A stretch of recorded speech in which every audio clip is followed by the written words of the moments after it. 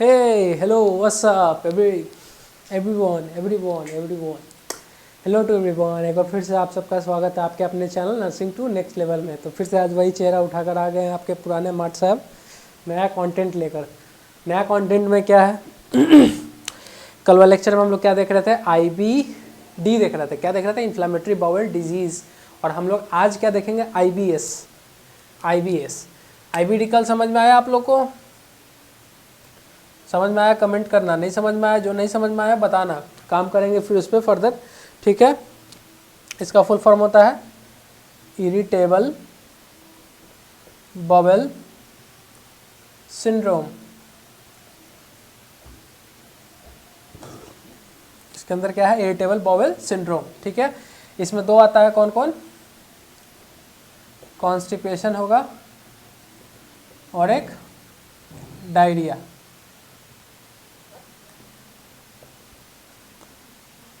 ठीक है, कॉन्स्टिपेशन और डायरिया। चलिए आज हम लोग क्या देखेंगे? Irritable bowel syndrome. Irritable bowel syndrome frame में आ रहा है मेरा शकल? चलो, कल क्या हुआ था पता है? कल सारा लेक्चर रिकॉर्ड कर लिया, फिर एट दी एंड लास्ट में देख रहा हूँ मैं कि अरे यार माइक तो कनेक्ट करना ही भूल गया। तो कल ये इशू हो गया था। कल थोड़ा साउंड क्वालिटी में आ रहा होगा इशू, लेकिन आज नहीं आएगा। आज सही आ रहा होगा साउंड क्वालिटी। आ रहा है ना? अच्छे से साउंड आ रहा है ना? चेक कर लेना, बताओ सब लोग चेक करके, ठीक है। इसका नाम देख लेते हैं। इरिटेबल बाउल सिंड्रोम को हम लोग स्पास्टिक कोलोन भी बोल सकते हैं, स्पास्टिक कोलोन। उसके बाद दूसरा नाम की अगर बात करें तो म्यूकस कोलाइटिस बोल सकते हैं, ठीक है। उसके बाद बेनाइन फंक्शनल,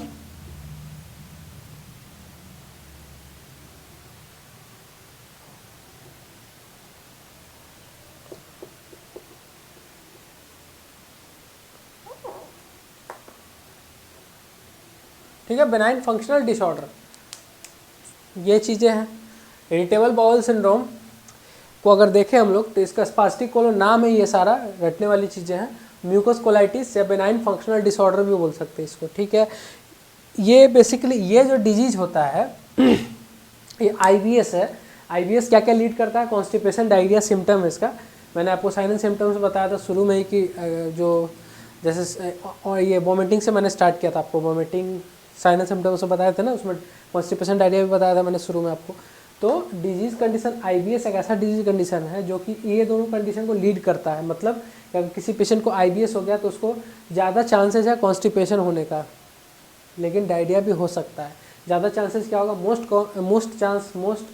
कॉमन क्या है? कॉन्स्टिपेशन है। अगर किसी पेशेंट को IBS हुआ तो कॉन्स्टिपेशन ही होगा उसको। डायरिया मतलब कम चांस है, होता है ऐसा नहीं होता है, लेकिन कम चांस है। अगर बात करें IBS की, IBS होता क्या है? तो ये क्या एक साइकोसोमेटिक डिसऑर्डर है। मतलब जो भी बंदे बहुत ज़्यादा परेशान रहते हैं, अपने लाइफ को लेकर चिंतित रहते हैं, तो उन बंदों में देखा गया है कि एक डिजीज़ कंडीशन डेवलप होता है जिसको बोलते हैं IBS, क्या? इरिटेबल बाउल सिंड्रोम, जिसमें आपको कॉन्स्टिपेशन दिखता है। मतलब किसी ने घर का लोन ले लिया है, होम लोन ले लिया है ना, कुछ ऐसा लोन ले लिया, वो जीवन भर परेशान है कि यार लोन चुकाना है, कुछ सेव नहीं कर पा रहे, ये नहीं हो रहा है, वो नहीं हो रहा है। तो उन बंदों में ज़्यादातर ये चांसेस देखने को मिलता है। तो ठीक है, इसको क्या बोलते हैं? साइकोसोमैटिक डिसऑर्डर बोलते हैं। क्या बोलते हैं इसको? It is a psychosomatic disorder. Psychosomatic disorder कहने का मतलब कि जो आपके माइंड से रिलेटेड है, आपके दिमाग से रिलेटेड। साइक मतलब क्या होता है? माइंड होता है। माइंड से आपके रिलेटेड है जो बीमारी, उसको बोलते हैं हम लोग साइकोसोमैटिक डिसऑर्डर। IBS क्या है? साइकोसोमैटिक डिसऑर्डर है, ठीक है। इसके रिस्क फैक्टर की अगर बात करेंगे हम लोग, किन किन कॉज से हो सकता है तो देखेंगे। सबसे पहले तो इन्हीं चीज़ तो कॉमन होगा, stress, depression, anxiety. Stress, depression, anxiety. Depression होता है, डिप्रेशन नहीं। हालांकि देखो, ये चीज़ों को आप अवॉइड करोगे अपने लाइफ में तो ये डिजीज कंडीशन नहीं आ सकती है। ये सबको नहीं होता है। किसी का गोल है कुछ की शादी करना है, तुरंत जॉब करके शादी करना है, या कुछ भी किसी का गोल हो, वो गोल जब पूरा हो जाते हैं, शादी हो जाती है, तब उसके बाद ये गोल नज़र, ये मतलब ये नज़र आता है ये बीमारी।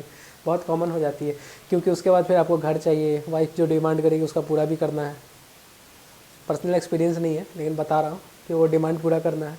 तो ये डिजीज़ कंडीशन बेसिकली स्ट्रेस से रिलेटेड है।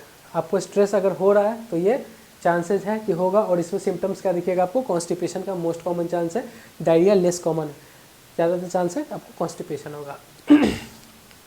टाइप्स की अगर बात करें तो मैंने 2 लिखा दिया है, एक और लिखा देता हूँ।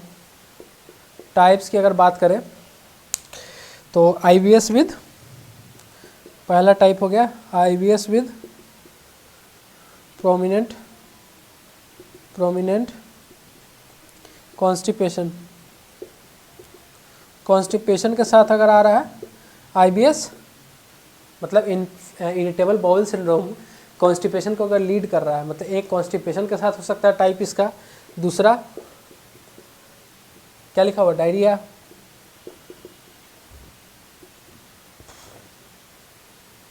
सॉरी PR होगा, प्रोमिनेंट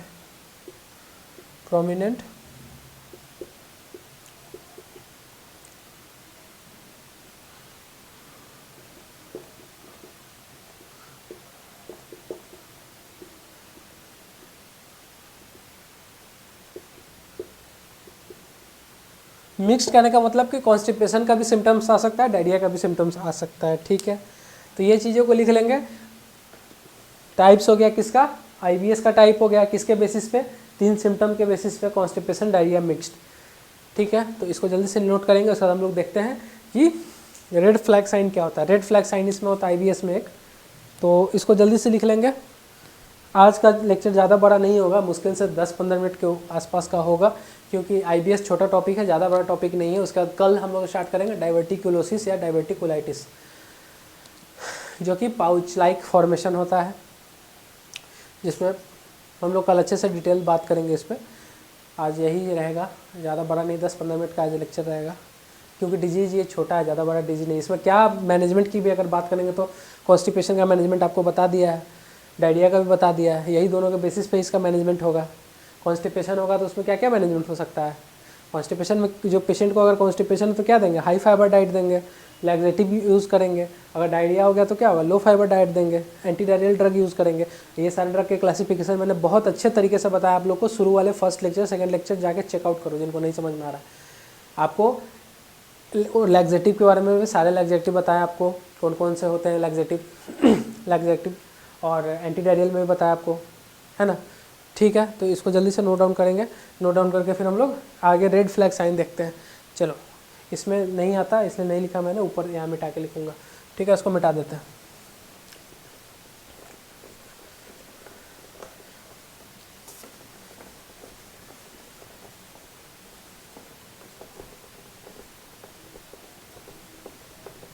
चलो, red flag, we are going to see red flag sign. What is red flag sign? Do you know about this? No. If you don't know, then come and watch what we are going to write down. Red flag sign.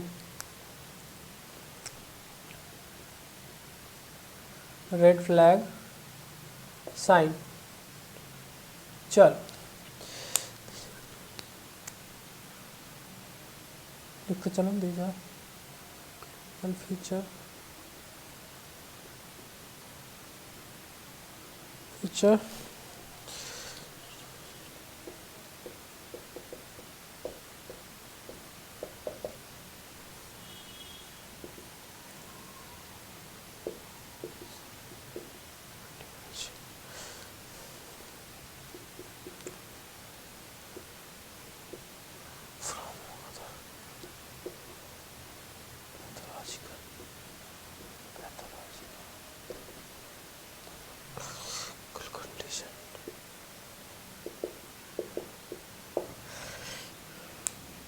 ठीक है।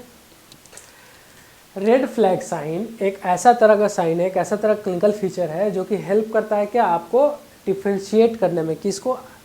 IBS को कोई other, मतलब कोई दूसरा disease condition से IBS को differentiate करता है, मतलब अलग करता है।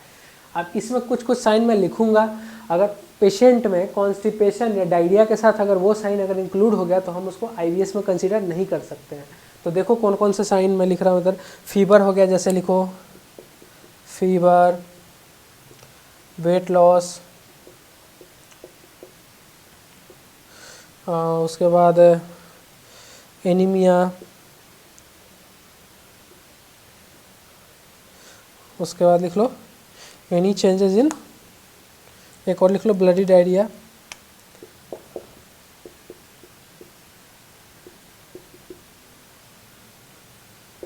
एक और लिख लो any changes in blood radiological investigation.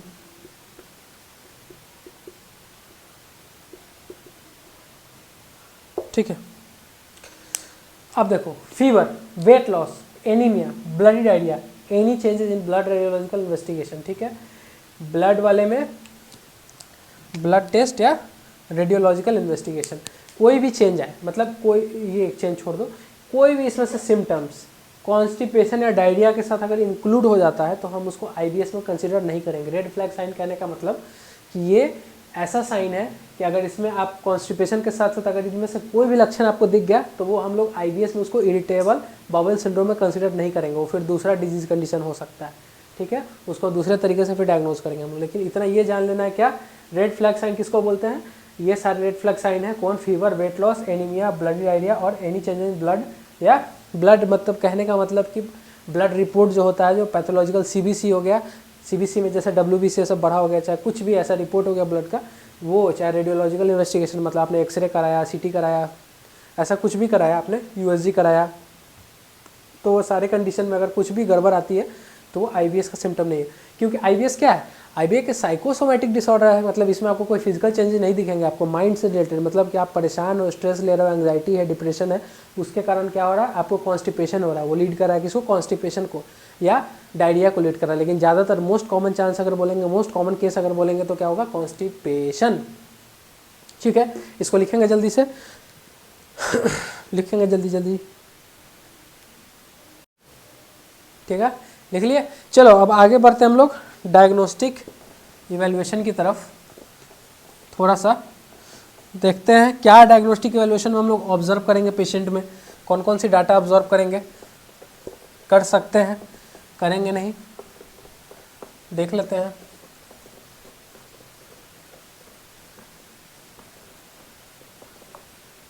समझ में आ रहा है कमेंट डाउन करेंगे, नहीं समझ में आ रहा तो भी कमेंट डाउन करेंगे ताकि इम्प्रूव कर सके अपने में। कहाँ कमी है मेरी मैं ज़रूर खोजूंगा, वैसे आप लोग भी बताते जाए कि कहाँ पे कमी है, मज़ा नहीं आ रहा क्लास में या कुछ भी ऐसा, यहाँ सर सिर्फ आप पढ़ा ही रहे हो सीरियस होकर, एकदम लग रहा है कि जैसे 90s वाले क्लास हैंडल कर रहा हूँ। ऐसा नहीं, 90s वाले नहीं, अपना क्लास एकदम मॉडर्न है, जो बोलना बोल सकते हो, कोई दिक्कत नहीं, बस मुझे मत बोलना, एक लिहाज रखना चाहिए टीचर के बीच में और स्टूडेंट के बीच में, वो चीज़। Diagnostic evaluation,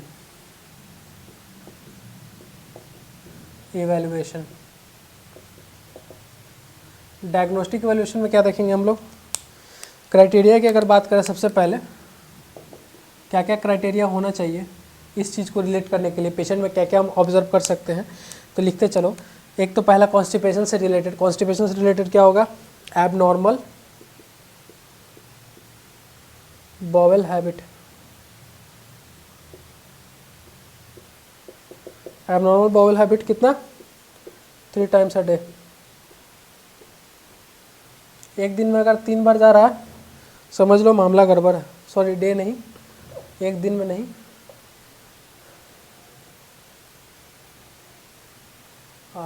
3 times a day नहीं, वो तो डायरिया का कंडीशन हो जाएगा। आप लिखो more than 3 times a week, मतलब अगर वीक में 3 बार से ज़्यादा अगर ऐसा कंडीशन आ रहा है कॉन्स्टिपेशन या डायरिया का, तो वो लीड कर सकता है किसको, आईबीएस को, पेशेंट को। अगर पेशेंट को मान लो 3 दिन, 3 टाइम्स मतलब 3 दिन सप्ताह में, एक वीक में 7 दिन होता है, 3 दिन अगर ऐसा हो रहा है किसी भी 3 दिन पेशेंट को 7 दिन में, तो वो आईबीएस को रिलेट कर रहा है। ठीक है, एबनॉर्मल बाउल हैबिट का मतलब कि आपको या तो कॉन्स्टिपेशन हो सकता है या तो डायरिया हो सकता है, मतलब आपका नॉर्मल स्टूल नहीं पास हो रहा है। तो ठीक है। एबनॉर्मल नेचर ऑफ स्टूल,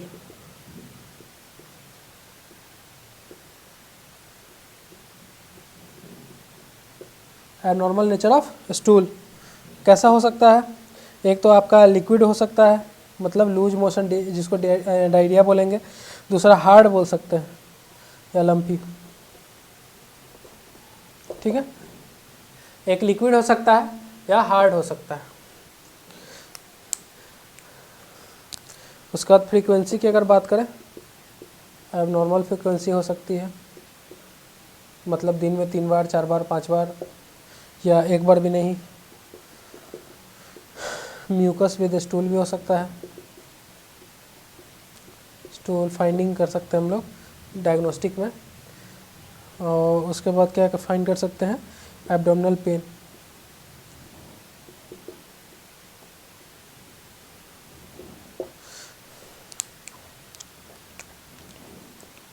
ठीक है।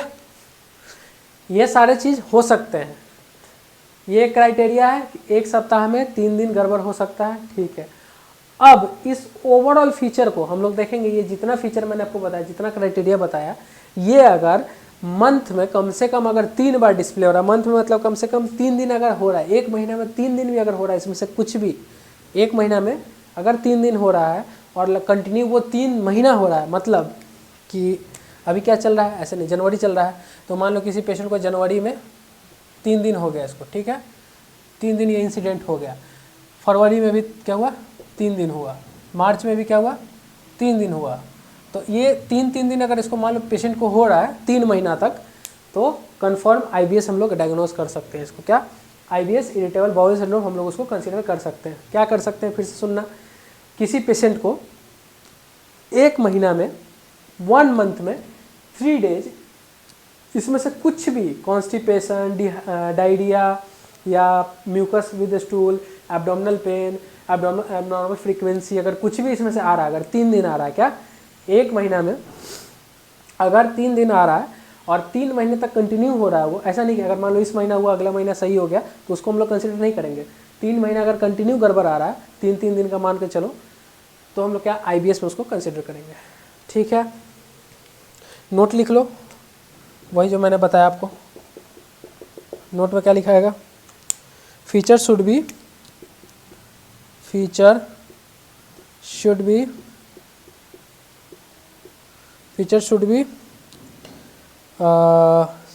sustain for 3 days, 3 continuous months।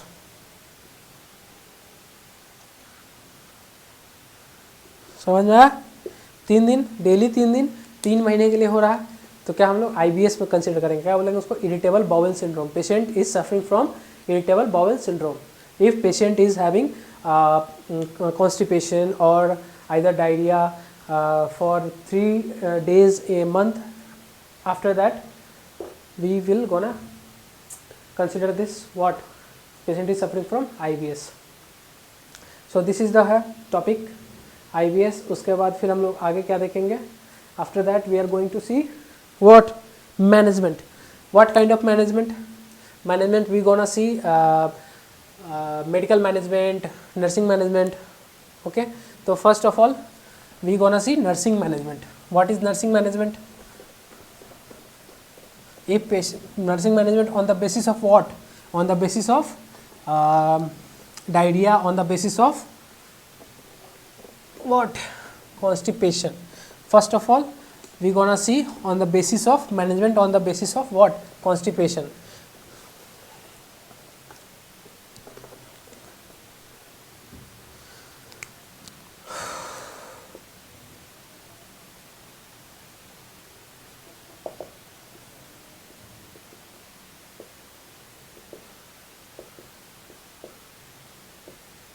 According to symptoms. What kind of symptoms? First symptoms is if person is having constipation.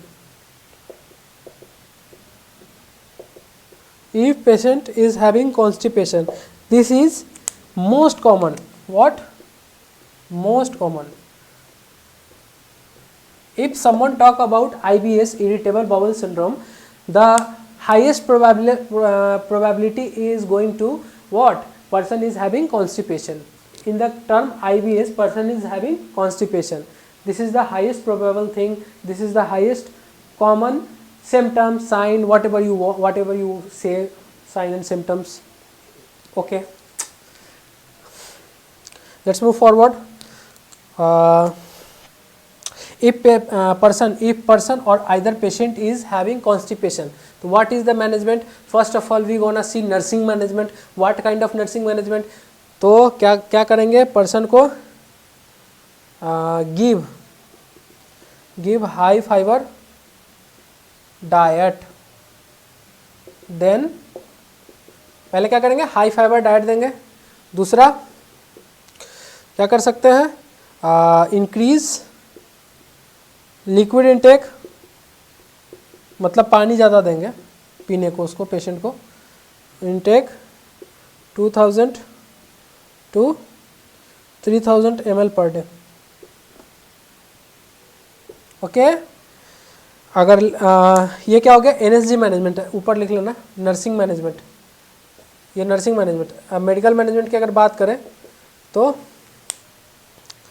Medical management, तो हम लोग क्या करेंगे? यूज़ करेंगे लैक्सेटिव्स. लैक्सेटिव्स में मैंने आपको सारे लैक्सेटिव्स के नाम बताए हैं, कौन कौन से होते हैं. आपको नहीं समझ में आ रहा, पीछे खोलो मेरा वीडियो, जाओ कहाँ पे, कॉन्स्टिपेशन एक टॉपिक मैंने पढ़ाया है, उसमें बहुत अच्छे से मैंने सारे लैक्सेटिव्स के नाम बताए हैं, कौन कौन से होते हैं.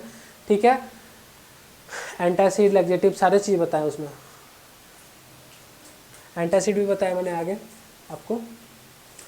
ठीक है, ये चीज़ें हो गई. If person is having constipation, और उसका देखेंगे इफ पर्सन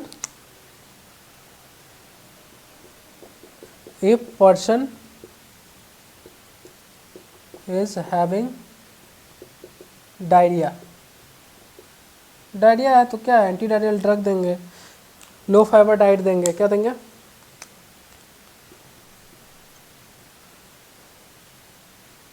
फाइबर डाइट. ये क्या है? NSG management, nursing management. Medical management की बात करें, यूज़ एंटी डायरियल.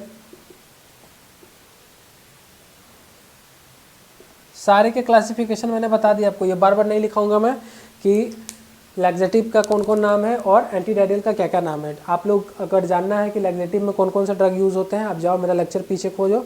कॉन्स्टिपेशन में मैंने सारे लैक्सेटिव्स का नाम बताया आपको, और डायरिया भी पढ़ाया मैंने. डायरिया में भी सारे एंटी डायरियल ड्रग्स बताया आपको, एंटी माइक्रोबियल, एंटी फंगल, जितने सारे मैंने बताया आपको, जाके वहाँ पे आप चेकआउट कर लो. ठीक है, तो आज का IBS today IBS topic is going to end, ख़त्म हो गया. ठीक है, दी एंड.